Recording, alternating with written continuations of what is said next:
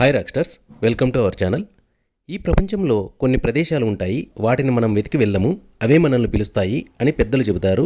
మొదట ఆ మాటలు వింటే కథలా అనిపిస్తాయి, కానీ నల్లమల అడవుల్లో ఉన్న ఒక చిన్న ఆలయం గురించి తెలుసుకున్న తర్వాత ఆ మాటల్లో ఏదో నిజం ఉందేమో అనిపిస్తుంది. ఎందుకంటే ఈరోజు మనం చెప్పుకోబోయే కథ ఒక దేవాలయ కథ కాదు, ఒక రహస్యం, ఒక అనుభవం, ఒక పిలుపు. అదే ఇష్టకామేశ్వరి అమ్మవారి కథ. ఇప్పుడు ఇక్కడ మీరు చూస్తున్నారు కదా, నెక్కంటి జంగిల్ రైడ్. ఇక్కడి నుంచే అమ్మవారి ఆలయానికి చేరుకోవచ్చు మనము. ఇష్టకామేశ్వరి అమ్మవారి దర్శనానికి సాధారణంగా ప్రత్యేక దేవాలయ టికెట్ ఉండదు. ఈ ఆలయం నల్లమల అడవిలో ఇష్టకామేశ్వరి దేవి ఆలయం సమీపంలో ఉండడంతో భక్తులు అటవీ శాఖ అనుమతితో నడిచే జంగిల్ రైడ్ లేదా జంగిల్ సఫారీ వాహన ప్రయాణం ద్వారా దర్శనానికి వెళ్తారు. అమ్మవారి దర్శనానికి రోజుకు 120 మందిని మాత్రమే అనుమతిస్తారు. అందులో ఆఫ్లైన్ బుకింగ్ నందు ప్రతిరోజు 104 టికెట్లు అందుబాటులోకి వస్తాయి. ఇక్కడ మీరు చూస్తున్నారు కదా, ఈ భక్తులందరూ ఆఫ్లైన్ టికెట్ కోసం క్యూ లైన్లో నిలబడి ఉన్నారు. ఆఫ్లైన్లో ఒక రోజుకు 104 టికెట్లు మాత్రమే ఇస్తారండి. అది కూడా ఈ రోజుకి బుకింగ్ చేసుకుంటే రేపు జర్నీ ఉంటుంది. అంటే ఈరోజు మనం టికెట్ తీసుకుంటే రేపు అమ్మవారిని దర్శించుకోవచ్చు. ఈ ఆఫ్లైన్ టికెట్లు నెక్కంటి జంగిల్ రైడ్ అనే కౌంటర్ దగ్గర శిఖరం దగ్గర ఉంటుందండి. ఇది ఇక్కడ ఇస్తారు. ఇక్కడ వచ్చేసి ఉదయం 8 గంటల నుంచి సాయంత్రం 5 గంటల వరకు ఇస్తారు. ఆన్లైన్ టికెట్లు ప్రతిరోజు 16 టికెట్లు ఇస్తారండి. 5 రోజుల ముందు ఈ ఆన్లైన్ టికెట్ బుక్ చేసుకోవచ్చు. ఇక్కడ చూస్తున్నారు కదా, ఇక్కడ వచ్చేసి ఆన్లైన్ టికెట్ బుకింగ్ చేసుకున్న వాళ్ళ పేర్లు ఇక్కడ పిలుస్తారండి. పిలిచిన తర్వాత ఫస్ట్ ఆన్లైన్ టికెట్లు తీసుకున్న వాళ్ళనే మనకు రైడ్కు అలౌ చేస్తారు. అదే అమ్మవారి ఆలయ దర్శనానికి పంపిస్తారండి. ఫస్ట్ ఆన్లైన్ చేసుకున్న వాళ్ళనే పంపిస్తారు, తర్వాత ఆఫ్లైన్ వాళ్ళని పంపిస్తారు. టికెట్ ధర ఒక్కరికి 1000 రూపాయలు. ఒక వాహనంలో 8 మందిని ప్రయాణింపజేస్తారు. ఇక్కడ ఈ జంగిల్ రైడ్ ఫారెస్ట్ డిపార్ట్మెంట్ వాళ్ళే అక్కడికి ఆలయం దగ్గరికి తీసుకువెళ్ళి అక్కడ దర్శనం చేయించి మళ్ళీ మనకి సేమ్ శిఖరం దగ్గరనే మళ్ళీ డ్రాప్ చేస్తారండి వాళ్ళు. ఆన్లైన్లో కానీ ఆఫ్లైన్లో కానీ మీ ఆధార్ కార్డు గుర్తింపు కార్డు కంపల్సరీగా తీసుకెళ్ళాలండి. ఆన్లైన్లో చేసుకున్న వాళ్ళైతే మీ ఆధార్ కార్డు ఖచ్చితంగా అక్కడ చూపించవలసి ఉంటుంది. ఒక్కసారి ఊహించుకోండి, మీరు ఒక జీపులో ప్రయాణిస్తున్నారు. చుట్టూ దట్టమైన అడవి, ఎత్తైన కొండలు, దూరంగా ఎక్కడో నెమళ్ళ అరుపులు, మరికొన్నిసార్లు అకస్మాత్తుగా రోడ్డు దాటే జింకలు. ముందుకు వెళ్తున్న కొద్దీ మొబైల్ సిగ్నల్ మాయమవుతుంది. ప్రపంచంతో సంబంధం క్రమంగా తగ్గిపోతుంది. మీరు అడవి మరియు ఒక తెలియని గమ్యం, అంతే. ఆ గమ్యమే ఇష్టకామేశ్వరి అమ్మవారు. చాలామంది మొదటిసారి ఈ పేరు విన్నప్పుడు ఒకే ప్రశ్న అడుగుతారు, అమ్మవారి పేరు ఇష్టకామేశ్వరి ఎందుకు అని. ఫారెస్ట్ వాళ్ళు జీపులు ఈ విధంగా క్యూ లైన్లో పెట్టి ఉంటారండి. ఫస్ట్ ఆన్లైన్ వాళ్ళకి ఫస్ట్ జీప్లో వెళ్ళిపోతారండి.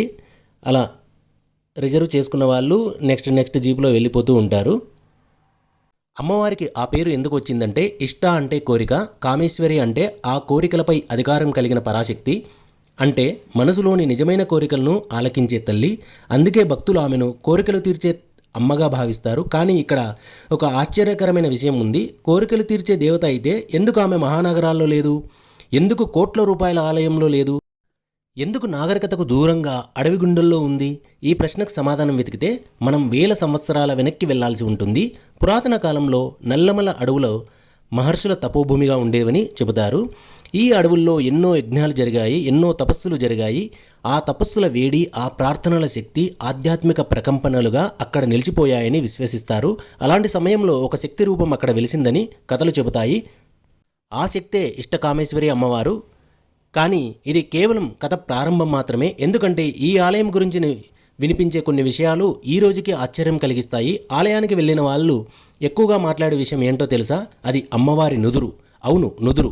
ఎందుకంటే చాలామంది భక్తులు అమ్మవారి నుదుటిని తాకినప్పుడు రాతిలా కాకుండా మెత్తగా అనిపించిందని చెబుతారు. ఇది విన్నవాళ్ళు ఆశ్చర్యపోతారు. కొంతమంది నమ్ముతారు, కొంతమంది సందేహిస్తారు, మరికొందరు స్వయంగా వెళ్ళి చూడాలని నిర్ణయించుకుంటారు. అలా ఒక ప్రశ్న వేలాది మందిని ఆ అడవిలోకి తీసుకెళ్తుంది. కానీ అసలు రహస్యం అక్కడ కాదు, ఇంకో విషయం ఉంది. ఇక్కడికి వచ్చిన భక్తులలో చాలామంది ఒకే మాట చెబుతారు, అక్కడికి వెళ్ళాక మనసు చాలా ప్రశాంతంగా అయింది. ఎందుకో తెలియదు కానీ ఏడుపు వచ్చింది, ఎవరో మన బాధ వింటున్నట్టు అనిపించింది. ఇలాంటి మాటలు ఎందుకు వినిపిస్తాయి? ఇది అమ్మవారి మహిమ, అడవి నిశ్శబ్దమా, లేక మనిషి తనలోకి తాను చూసుకునే అరుదైన అవకాశం దొరకడమా? సమాధానం మాత్రం మీదే, కానీ అనుభవం మాత్రం వేలాది మంది చెబుతున్నారు. ఒక వృద్ధుడు ఒకసారి ఇలా అన్నాడట, అమ్మవారి దగ్గరికి వెళ్ళడం కంటే అమ్మవారి పిలుపు రావడం గొప్పది అని. ఈ మాట ఎందుకు అన్నాడో తెలుసా? ఎందుకంటే చాలామంది ఎన్నిసార్లు ప్లాన్ చేసినా వెళ్ళలేకపోయారు. మరికొందరు అనుకోకుండా అవకాశం వచ్చి దర్శనం చేసుకున్నారు. అందుకే అక్కడ భక్తులు ఒక నమ్మకం ఏర్పరచుకున్నారు, అమ్మ పిలిస్తేనే దర్శనం. ఇప్పుడు ఒక ప్రశ్న మీకోసం.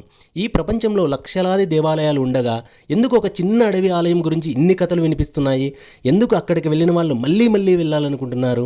ఎందుకు ఆ ప్రదేశం గురించి మాట్లాడేటప్పుడు వారి కళ్ళలో ఒక ప్రత్యేకమైన వెలుగు కనిపిస్తుంది?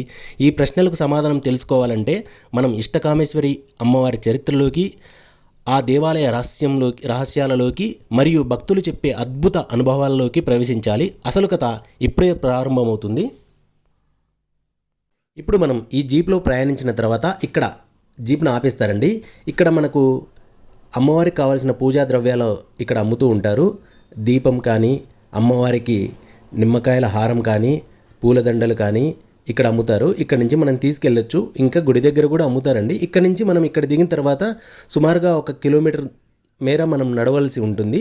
నడిచిన తర్వాత అమ్మవారి ఆలయం మనకు కనిపిస్తుంది. ఇదిగోండి ఇక్కడ చూడండి. ఈ విధంగా అడవిలో మనం వెళ్తూ ఉంటే చాలా ఆహ్లాదంగా, చాలా అందంగా, చాలా బాగుంటుందండి. అసలు అది మీరు పర్సనల్గా ఎక్స్పీరియన్స్ అయితే అది తెలుస్తుంది మీకు. పక్షుల కిలకిలా రావాలు, జలపాతాల సవ్వడి మధ్య సాగే ఈ ప్రయాణం ఆహ్లాదకరంగా ఉంటుంది.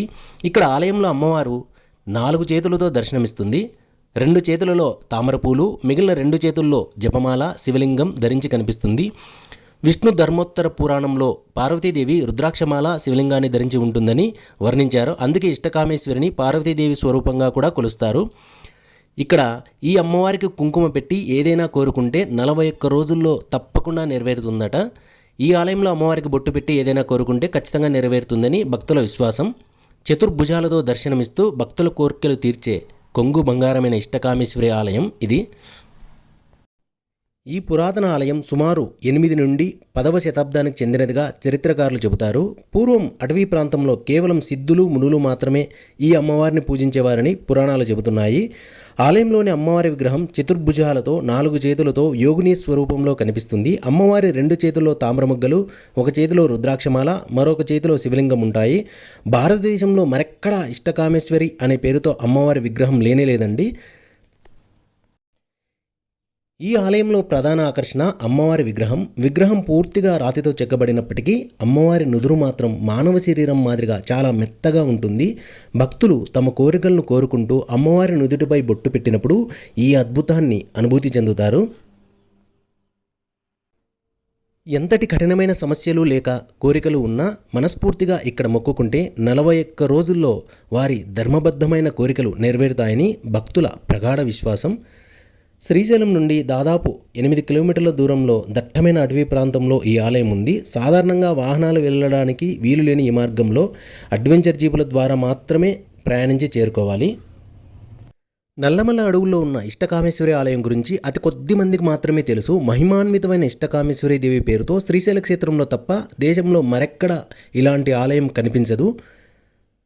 శ్రీశైలం జ్యోతిర్లింగ దర్శనం కోసం వెళ్ళే అందరికీ ఇష్టకామేశ్వరి అమ్మవారి దర్శన భాగ్యం దొరకదు. ఎంతో అదృష్టం ఉంటే తప్ప అమ్మవారి దర్శనం చేసుకోలేమని భక్తుల విశ్వాసం. అతి కొద్ది మంది మాత్రమే ఇష్టకామేశ్వరి అమ్మవారి గురించి తెలుసుకొని అమ్మవారి దర్శనానికి వెళ్తారు. అమ్మవారిని మనస్ఫూర్తిగా కోరుకుంటే ఎలాంటి కోరికలైనా నెరవేరుతాయని నమ్మకం ఇక్కడ ఎంతో బలంగా ఉంది. అయితే అందుకోసం మనం ఒక పని చేయాలి. మన మనసులో కోరికను అమ్మవారికి చెప్పి అమ్మవారి నుదుటన బొట్టు పెట్టాలి. ఇదిగోండి ఇక్కడ చూస్తున్నారు కదా, ఇదేనండి ఇష్టకామేశ్వరి అమ్మవారి ఆలయము. ఫైనల్గా ఇక్కడికి చేరుకున్నాము. ఇక్కడ చూడండి, అమ్మవారు భూమి లోపలగా ఉన్నట్టు ఉంటుంది. ఇక్కడికి చేరుకున్న తర్వాత చాలా సంతోషంగా అనిపించింది. ఈ చిన్న గుహలో ఉండే అమ్మవారిని దర్శించుకోవాలంటే లోపలికి పాకుతూ వెళ్ళాలండి. గర్భగుడిలో కేవలం 4 మాత్రమే కూర్చునేందుకు మాత్రమే వీలుంటుంది. తెలుగు రాష్ట్రాల నుంచే కాకుండా కర్ణాటక, మహారాష్ట్ర, తమిళనాడు నుంచి భక్తులు అధిక సంఖ్యలో ఇక్కడికి వస్తుంటారు. ఇష్టకామేశ్వరి అమ్మవారికి పెరుగన్నం, పొంగల్ని నివేదనగా సమర్పిస్తారు. ఈ ఆలయం గోపురం మెట్ల రూపంలో కోలగా కనిపిస్తుంది. ఈ ఆలయానికి ఎదురుగా భిన్నమైన సిద్ధుని విగ్రహం, మహిషాసురమర్దిని విగ్రహం, కాపాలికుని విగ్రహం కనిపిస్తాయి. ఒకప్పుడు సిద్ధులకు, తర్వాత కాపాలికులకు ఈ ఆలయం కేంద్రంగా ఉండేదని భక్తులు చెబుతుంటారు. ఇక ఇక్కడ ఉత్తరవాహినిగా ఒక వాగు నిరంతరం ప్రవహిస్తూ ఉంటుంది. ఇదే అండి ఆ వాగు. ఇది నిరంతరం ప్రవహిస్తూ ఉంటుంది. శ్రీశైలంలో మల్లికార్జున స్వామి బ్రహ్మరామదేవి వెలిసిన సమయంలో ఇష్టకామేశ్వరి అమ్మవారు కూడా వెలిసిందని చెబుతారు. శ్రీశైలంలో వెళ్ళే భక్తులు చాలామంది ఈ మహిమాన్విత ప్రదేశాన్ని దర్శించుకునే వెళ్తూ ఉంటారు. ఆలయం అడవిలో ఉండడంతో సాయంత్రం 5 గంటలు దాటితే ఎవ్వరినీ అనుమతించరు.